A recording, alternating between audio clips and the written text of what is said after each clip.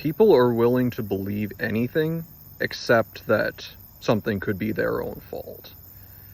It's sad, but if you give them an excuse that absolves them of a mistake, responsibility for something that they did that was completely their own fault, they will often believe any outlandish excuse, any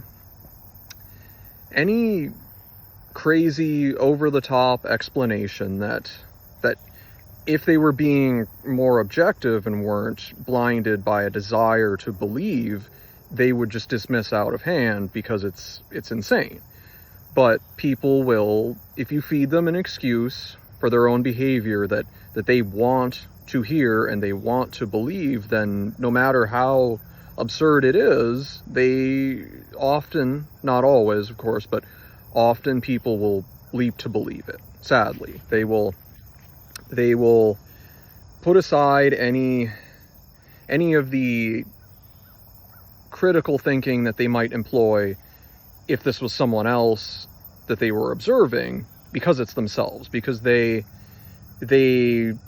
people want to be absolved of any blame. They want to be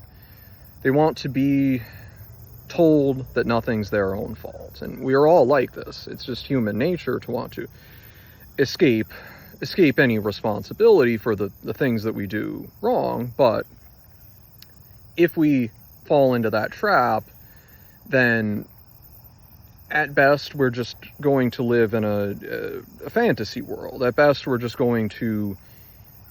going to grow or improve ourselves in any way if we don't take responsibility for our mistakes when we know deep down that it's our own fault. When we do something and we're so eager to accept this alternative explanation, we're so eager to believe this excuse that someone else is offering to us, if it seems like a lifeline that's being thrown to us and we're drowning in shame, and we say, oh, that sounds great, that absolves me, that gets me off the hook for everything.